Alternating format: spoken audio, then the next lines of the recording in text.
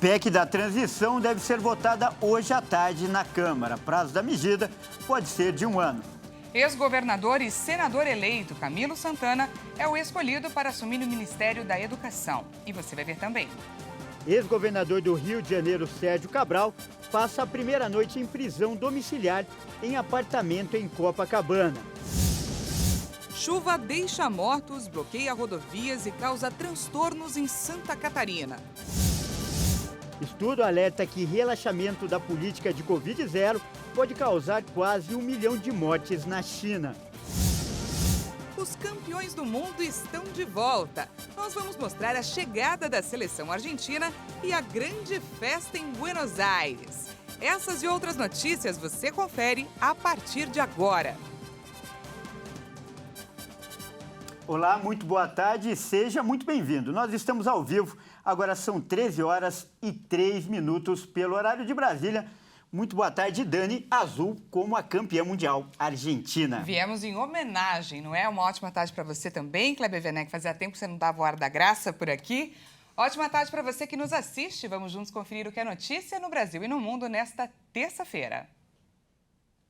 E olha só, a gente começa falando de política. O presidente eleito, Luiz Inácio Lula da Silva, pode reduzir o prazo de validade da PEC da transição de 2 para 1 ano para conseguir a votação da proposta ainda hoje. Se houver acordo, a PEC, em discussão no plenário da Câmara, pode ser aprovada, apesar do aval do Supremo para ajustar, ou melhor, reajustar o Bolsa Família por meio de uma medida provisória. A PEC busca viabilizar o pagamento de R$ 600 mais o adicional do Bolsa Família no ano que vem. A aprovação da proposta estava travada na Câmara por conta da disputa entre os partidos por cargos na futura esplanada dos ministérios. O grupo ligado à Lira queria postos no primeiro escalão do governo para garantir os votos, mas as negociações perderam força com a determinação do ministro do STF, Gilmar Mendes, que os benefícios destinados a garantir uma renda mínima aos brasileiros sejam excluídos do teto de gastos. Ele também afirmou que os recursos para o aumento do benefício podem ser obtidos pela abertura de um crédito extraordinário por meio da medida provisória. A medida interfere diretamente na queda de braço entre o governo eleito e o Congresso para aprovação da PEC da transição, que provoca um aumento das despesas públicas, cerca de 200 bilhões de reais. Mas com o aval do Supremo Tribunal Federal para reajustar o Bolsa Família por meio da medida provisória, o governo eleito ficou agora menos dependente da aprovação da PEC. Apesar disso, os petistas tentam aprovar a PEC para evitar o mal-estar com o Congresso. O ex-governador do Ceará e senador eleito, Camilo Santana, é o futuro ministro da Educação. A decisão foi tomada em reunião em Brasília. O presidente eleito Luiz Inácio Lula da Silva acertou que o ex-governador e senador eleito Camilo Santana vai ser o ministro da Educação. O martelo foi batido numa reunião em Brasília, com a participação da atual governadora do estado, Isolda Sela, que vai ser a secretária nacional de Educação Básica. Também participaram da reunião o futuro ministro da Fazenda, Fernando Haddad, e o governador eleito do Ceará, Eumano de Freitas. O convite de Lula a Camilo Santana foi feito na semana passada. Inicialmente, o nome de Isolda era cotado para assumir a educação. Isso porque Lula havia decidido aproveitar a força de senadores eleitos aliados dentro do Congresso. Mas o presidente eleito decidiu abrir exceção para alguns nomes, como é o caso de Camilo Santana. Outra exceção até o momento foi a do senador eleito Flávio Dino, que já foi anunciado para a pasta de Justiça. O também senador eleito Renan Filho foi sondado para assumir o Ministério do Planejamento. E o ex-governador do Rio de Janeiro, Sérgio Cabral, passou a primeira noite em prisão domiciliar em um apartamento em Copacabana, no Rio de Janeiro. O último preso da Lava Jato cumpre prisão domiciliar por conta de outros processos. O ex-governador do Rio de Janeiro, Sérgio Cabral, passou a primeira noite da prisão domiciliar em casa, em Copacabana, na zona sul do Rio. Réu em 35 ações, Sérgio Cabral era aguardado pelo filho Marco Antônio Cabral e advogados na saída do presídio. O ex-governador já foi condenado em 23 ações na Justiça Federal, com penas que chegam a 425 anos e 20 dias de prisão. Mas não houve sentença em nenhum dos casos. ainda há recursos possíveis nos processos. O filho de Cabral, Marco Antônio Cabral, publicou uma foto com o pai em uma rede social e uma mensagem dizendo que foram 6 anos e 1 mês aguardando esse dia. Ele falou que, apesar de todos os desafios e problemas, Cabral nunca se abateu e sempre olhou para frente. O alvará de soltura emitido pela Justiça Federal do Paraná traz medidas cautelares, como não sair da residência sem autorização, uso de tornozeleira e receber visitas de parentes de até 3º grau, advogados e profissionais de saúde. Cabral foi preso em 2016, sob suspeita de comandar uma organização criminosa que fraudava licitações e cobrava propina de empreiteiras. Ele cumpria prisão preventiva e depois passou para a temporária. O presidente Jair Bolsonaro exonerou Silvinei Vasquez do cargo de diretor-geral da Polícia Rodoviária Federal. A decisão foi publicada na edição de hoje do Diário Oficial da União. O governo federal dispensou Silvinei Vasquez da função de diretor-geral da Polícia Rodoviária Federal, do Ministério da Justiça e Segurança Pública. Silvinei se tornou réu por improbidade administrativa em 25 de novembro deste ano, após ser acusado do uso indevido do cargo que ocupava, bem como o uso de símbolos e imagens da instituição policial durante as eleições. O juiz José Arthur Diniz Borges, da 8ª Vara Federal do Rio de Janeiro, aceitou no final de novembro uma ação movida pelo Ministério Público Federal contra Silvinei Vasquez. O pedido do Ministério Público foi apresentado no dia 15 de novembro. Além disso, o inquérito aberto pela Polícia Federal investiga uma blitz da Polícia Rodoviária no dia do segundo turno da eleição. Contrariando a determinação da Justiça, agentes pararam ônibus que faziam transporte gratuito de eleitores. A corporação alega que fiscalizou questões técnicas dos veículos, como as condições de pneus. A conduta de Silvinei também é investigada diante dos bloqueios ilegais de rodovias. O Ministério Público apontou que há indício de omissão da Polícia Rodoviária Federal. E a gente muda de assunto agora para falar de aviação. Os aeronautas fazem nesta terça-feira o segundo dia seguido de paralisação. Mais uma vez, pilotos e comissários de aviões aderiram ao movimento nesta terça-feira. A paralisação durou 2 horas, das 6 às 8 da manhã. Os trabalhadores pedem reajuste salarial acima da inflação e melhores condições de trabalho. A greve começou ontem e os organizadores prometem prosseguir com o movimento nos próximos dias. Os reflexos foram sentidos no Rio de Janeiro. 2 voos foram cancelados no aeroporto Santos Dumont. Segundo o sindicato da categoria, os voos que transportam órgãos, vacinas e pacientes não vão ser impactados. A chuva que atinge Santa Catarina nesta terça-feira deixou 2 pessoas mortas, causou alagamentos, quebra de barreiras e deixou carros e casas submersas em diversas regiões. Rodovias federais e estaduais também foram interditadas por conta da instabilidade do solo. Quem traz para a gente mais detalhes é a repórter Michele Veiga, direto de Criciúma.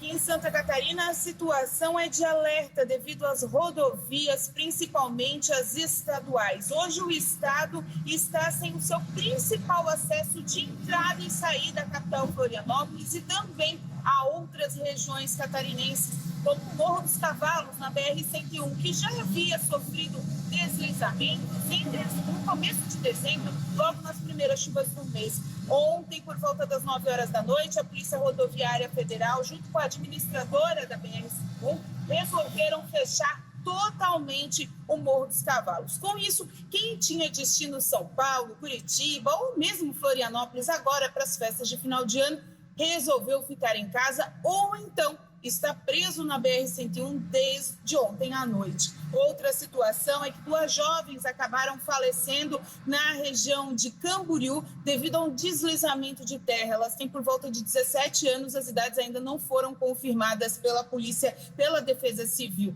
Também outras regiões estão sofrendo com alagamentos nas estradas, como a BR-282, também na região de Joinville. Portanto, a informação desse momento é que as chuvas devem continuar até a próxima quinta-feira, principalmente no norte de Santa Catarina, onde tem esses principais acessos ao estado. E por isso, a determinação é que não venham para o estado ou que não saiam dele, a não ser por via aérea, que também está tendo problemas de acordo aí com as informações devido à greve aeroportuária. Portanto, a situação está novamente de alerta e de emergência no estado catarinense. Para a RIT TV, repórter Michele Veiga. Olha, e ao mesmo tempo, no litoral norte de Santa Catarina, um incêndio de grandes proporções atingiu uma transportadora nesta manhã. O nível de fumaça foi tão alto que a BR-101, estrada que liga as cidades de Penha e Navegantes, foi interditada por pouca visibilidade na pista. Segundo bombeiros, as chamas começaram por conta de um produto químico que entrou em contato com a água. A corporação isolou a área por conta dos produtos tóxicos. Não há informações sobre feridos. Os empregadores têm até hoje para pagar a segunda parcela do 13º salário. Esse pagamento vem com os devidos descontos. O trabalhador deve receber a segunda metade do 13º salário, também conhecido como abono natalino, com os descontos de imposto de renda e INSS. Esses descontos fazem com que a parcela seja menor do que a primeira, que foi paga até 30 de novembro. Cabe ao empregador a decisão de pagar em uma ou duas parcelas. Caso tenha optado por fazê-la em uma única vez, o pagamento integral deveria ter sido feito até 30 de novembro. Quem não receber a segunda parcela até a data limite deve procurar as superintendências do trabalho ou a gerência do trabalho para fazer a solicitação. Outra opção é buscar a orientação no sindicato de cada categoria. O pagamento do 13º salário é feito com base no salário de dezembro. A exceção é para empregados que recebam salários variáveis, por meio de comissão ou porcentagens. E, nesse caso, o cálculo deve sair pela média anual dos valores. E veja a seguir, estudo faz um alerta. Relaxamento da política de Covid-0 na China pode causar quase 1 milhão de mortes no país.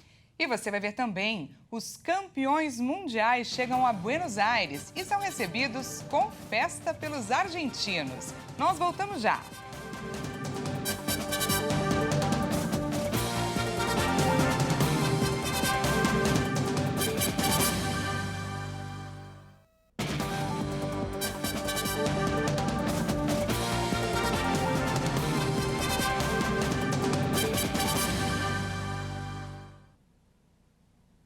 Olá, mais uma vez, seja muito bem-vindo. Nós estamos de volta e ao vivo. São 13 horas e 17 minutos pelo horário de Brasília e nós trazemos agora os destaques internacionais.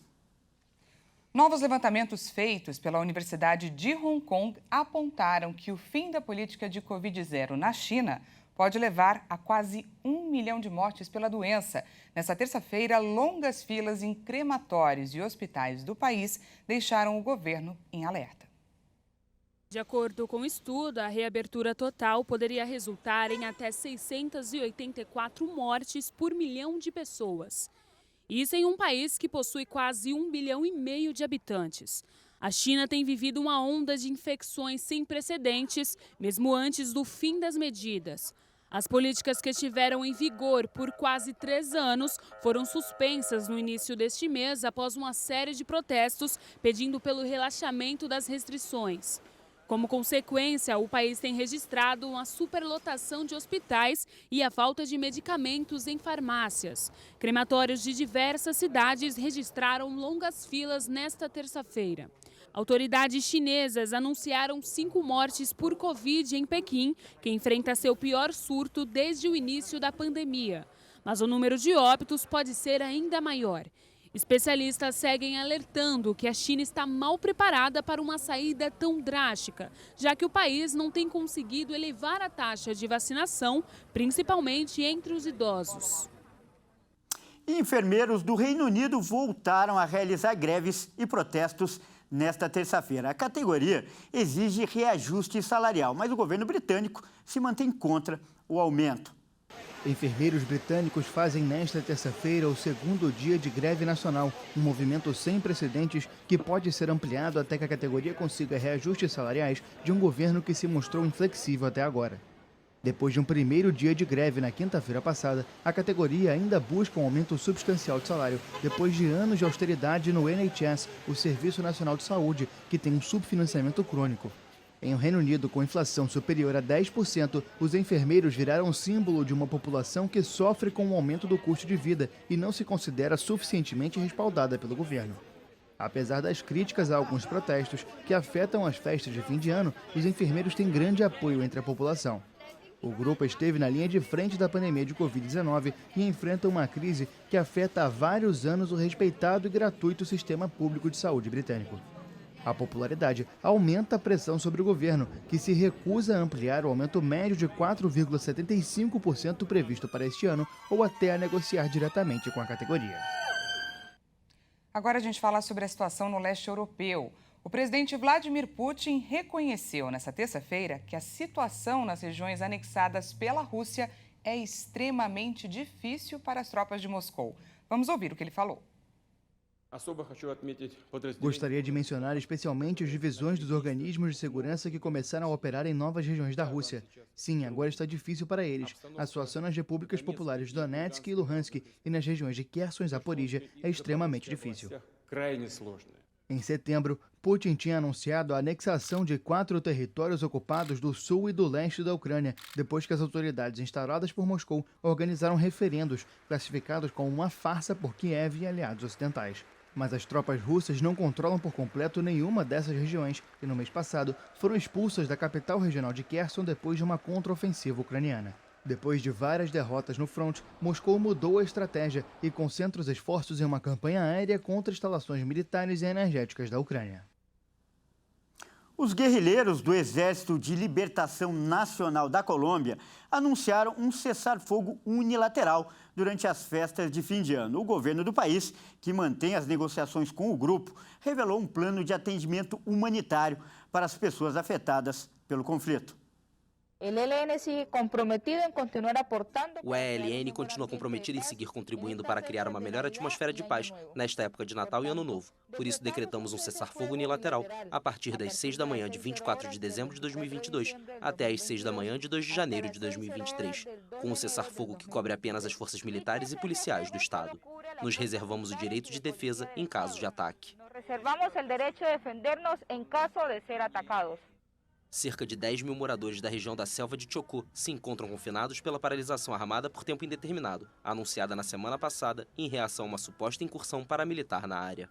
A medida incomodou o governo de Gustavo Petro, que desde novembro retomou as negociações de paz suspensas pelo antecessor Iván Duque. Essas ações do ELN por um melhor ambiente para a Colômbia exigem correspondência das Forças Armadas e da Polícia, que devem agir em sintonia com as políticas do novo governo. O ELN fará todos os esforços para que a sociedade participe ativamente da construção da paz, para ter uma Colômbia para todos, inclusiva e democrática. O polêmico empresário Elon Musk lançou uma enquete perguntando se deveria abrir mão do cargo de CEO do Twitter e ainda garantiu que respeitaria o resultado. Pois então, a pesquisa chegou ao fim e a maioria dos participantes votou pela saída do bilionário da direção da plataforma. Dos mais dos 17 milhões de votos, 57% foram favoráveis a uma troca de comando. Musk comprou e assumiu o controle da rede social no fim do mês de outubro. O empresário, que disse que respeitaria o resultado da votação, ainda não se manifestou. Elon, do you have any comment? Musk coleciona polêmicas desde que adquiriu o Twitter. Logo de início, metade dos 7.500 funcionários da plataforma foi demitida. A rede social também passou a cobrar por alguns serviços que antes eram disponibilizados gratuitamente. Na última grande controvérsia, Musk determinou na última semana a suspensão da conta ElonJet, que relatava a movimentação do jato do empresário em tempo real e de jornalistas que haviam replicado tweets desse perfil. O bilionário alegou que o conteúdo colocava a segurança de sua família em risco. No sábado, após diversas manifestações contrárias à medida, Musk determinou a reativação das contas dos repórteres. A ElonJet, entretanto, segue suspensa. O mega empresário, que também é dono da montadora de veículos Tesla e da fabricante de foguetes SpaceX, comprou o Twitter no dia 27 de outubro por 44 bilhões de dólares. E vamos falar agora de futebol e de festa, já que hoje é feriado nacional na Argentina, né, Dani? Mais do que merecido, né? Verdade. Dia que o país parou para receber os campeões mundiais. Os jogadores que conquistaram a Copa do Catar chegaram de madrugada e foram recebidos nos braços do povo argentino, né? E esse título vai muito além do futebol. É um alento para um país que nas últimas décadas sofre com crises econômicas, desemprego e denúncias de corrupção no governo. Mas nessa terça-feira, esse povo sofrido pôde se sentir o melhor do mundo. Lionel Messi liderou a conquista da Copa do Mundo no Catar e continuou depois da vitória. Com a taça nas mãos, chegou em Buenos Aires à frente do elenco para as comemorações com os argentinos. O avião dos campeões mundiais pousou às 2h40 da madrugada desta terça-feira no aeroporto de Ezeiza com a frase "Uma equipe, um país, um sonho". Recebidos com um tapete vermelho na pista, os argentinos subiram em um ônibus aberto de 2 andares e seguiram para o centro de treinamento da seleção, onde vão passar amanhã antes de um desfile pelo centro da capital. Apesar do horário, milhares de pessoas estavam na rodovia, o que dificultou o avanço do ônibus e demorou mais de 1 hora para percorrer os 11 quilômetros entre o aeroporto e a base da Associação de Futebol da Argentina. O principal momento das comemorações vai ser o desfile da seleção pelas ruas de Buenos Aires a partir do meio-dia. O governo argentino decretou feriado nacional para facilitar a festa. Com instrumentos musicais, bandeiras argentinas e camisas com o número 10 de Messi ou de Maradona, famílias inteiras passaram a noite em busca de um lugar para conseguir ver a passagem dos ídolos. O obelisco da Avenida 9 de Julho de Buenos Aires reuniu mais de 1 milhão de pessoas depois da conquista da Copa do Mundo e vai voltar a ser o epicentro das comemorações. Uma operação de segurança foi estabelecida ao longo dos 30 quilômetros que separam o aeroporto internacional do centro da capital, com desvios de trânsito e postos policiais para evitar excessos. A terceira estrela de um título mundial foi conquistada 36 anos depois da vitória em 1986, período em que a Argentina perdeu 2 finais, em 1990 e 2014, e chegou a somar quase 30 anos sem nenhuma conquista. Realmente, né, Dani? É muito lindo, emocionante ver o povo argentino sair às ruas e comemorar com tanta alegria. Mas o nosso desejo é que essa conquista não se limite ao futebol. Com certeza que eles sejam vencedores na educação, na saúde, na economia, que esse título aí se estenda para diversas áreas. Essa edição fica por aqui. Muito obrigada pela sua companhia. E não se esqueça que às 13h50 eu volto com mais notícias para você. Até mais!